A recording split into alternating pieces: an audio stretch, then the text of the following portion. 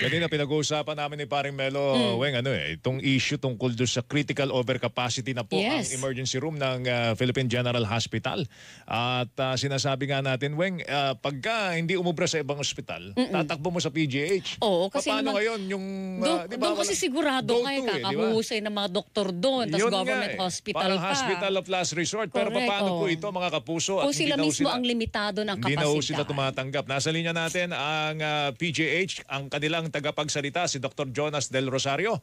Dr. Jonas, magandang umaga. Si Joel Suweng po ito. Good morning, sir. Magandang umaga, Joel and Weng, at sa inyong mga tagapakinig. Meron pa ba tayong mapipwestuhan? Kaya pa bang kasi usually, di ba, pagka dumaan ka sa emergency room at pagka kinakailangan ka i-confine, diyan malalaman sa ER hindi naman pumapasok diyan na gusto mo lang magpa-confine. Totoo yan. So dadaan ka sa ER. So ito ibig sabihin, wala na rin po tayong available beds, Dr. Jonas. Tama ho ba?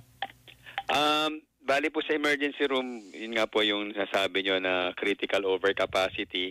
Just to give you yung tamang konteksto po, yung aming pong emergency room, ideally po, mga 75 to 80 patients lang po. Ideally, ang dapat nasa loob ng emergency room. Hindi po nangyayari yun. No? Kadalasan po, doble o triple ang nandun sa loob. So, mga 150 to 160 patients po, normally, ang nandyan, average. No? So, just imagine, pinagkakasya po namin yung dapat kalahati lang ang nandoon, no?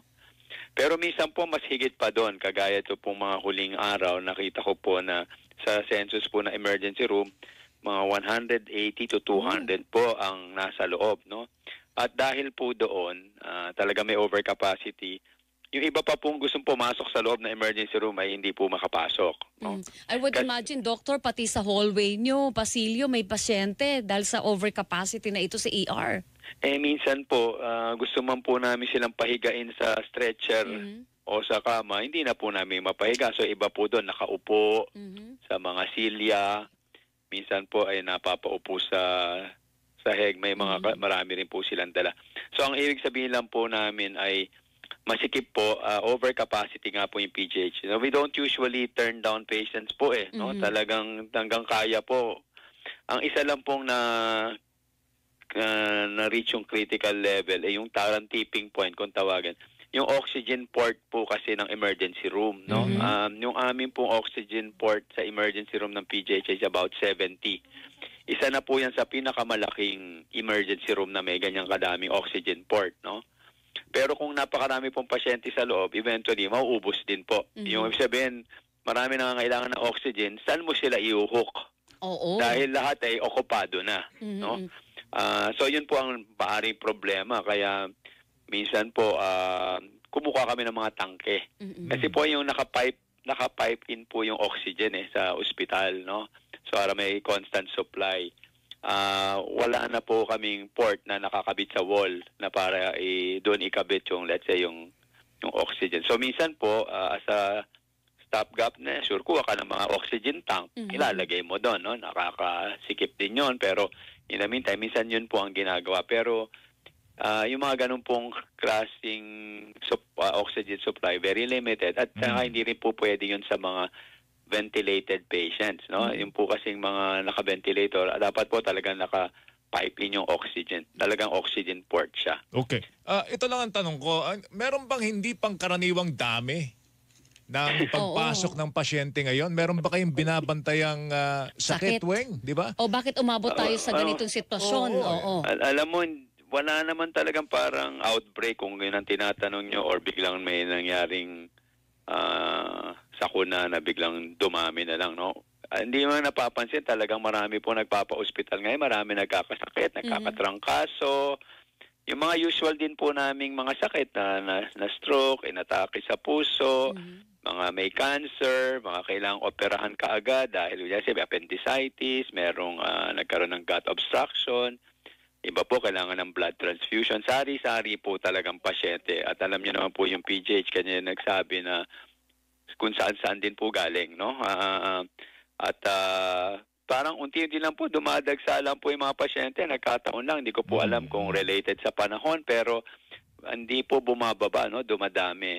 Ang isa pong problema pa namin sa PGH dahil kaya rin po naiipon sa emergency room dahil po hindi namin sila maipasok sa loob ng ospital dahil Kulang na rin kayo sa hospital beds. tama po, puno na po eh. So para makapasok po yung nasa emergency room, kailangan mayroon kang ma-discharge. Yes. At hindi rin po basta-basta ma-discharge dahil marami rin pong mga matagal din pong gamutan, no? Dahil mga complicated po yung mga pasyente namin, hindi po ubra mga 2-3 araw lang uuwi na. So marami po doon mga chronic patients din po. So anong ginagawa po ngayon ng PGAs para malimitahan na yung pagpasok ng pasyente kung ang tinatanggap nyo na lang yung mga Life-threatening. oo, tsaka yung mga emergency Opo, cases parang ang talaga.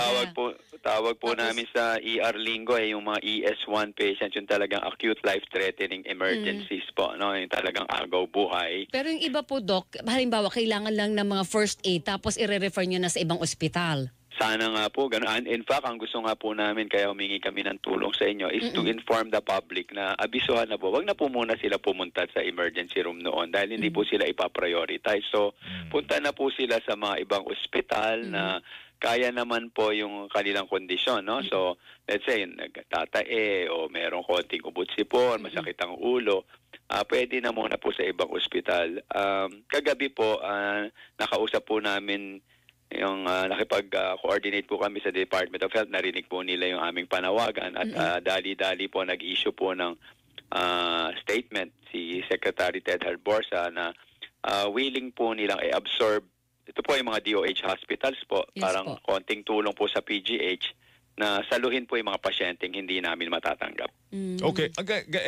Ito siguro importante, Weng. Ano? So hindi na tumatanggap ng mga kaso sa ER ang PGH, maliban na lamang kung life-threatening. Pero sa ngayon ba, kaya pang tugunan ng PGH yung pong kasalukuyang mga pasyente ninyo dyan? Yun nandyan ay nasa 200 Sinasabi plus nyo nga, na sa ER. napakarami na nga eh. Napakarami na.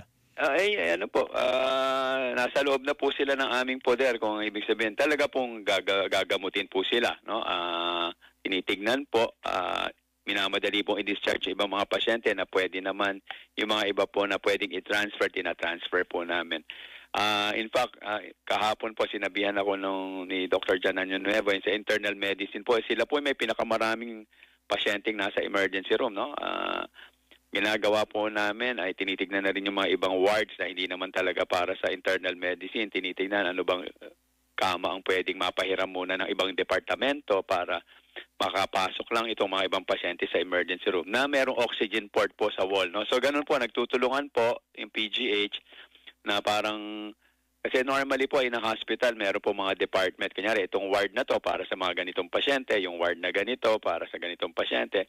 Minsan po para lang po makakapasok yung mga pasyente, gawa na lang na parang i-admit mo na muna kunyari yung isang pasyente na adult pero nalagay mo muna sa pedia ward. Parang ganyan po. So ngayon, Doc, hindi nyo pa alam kung kailan kayo Luluwag. Mahirap sabihin yun. Ulit, ano, ha? We're hoping po sa announcement na to, baka makaluwag-luwag po over the weekend at medyo makahinga ng kaunti. Oo. Ibig sabihin po nun, Doc, overwork din ang mga doktor, ang mga nurses ng PGH.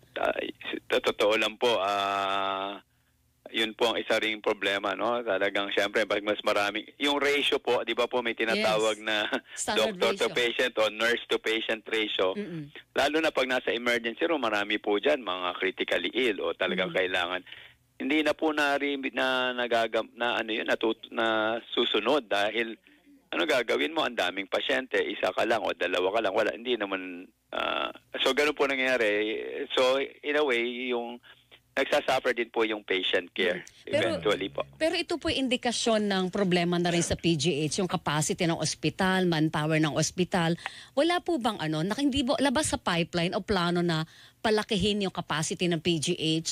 I-upgrade siya? Meron binabanggit si paring Melu na batas, panukalang batas, yung Opo, tama po.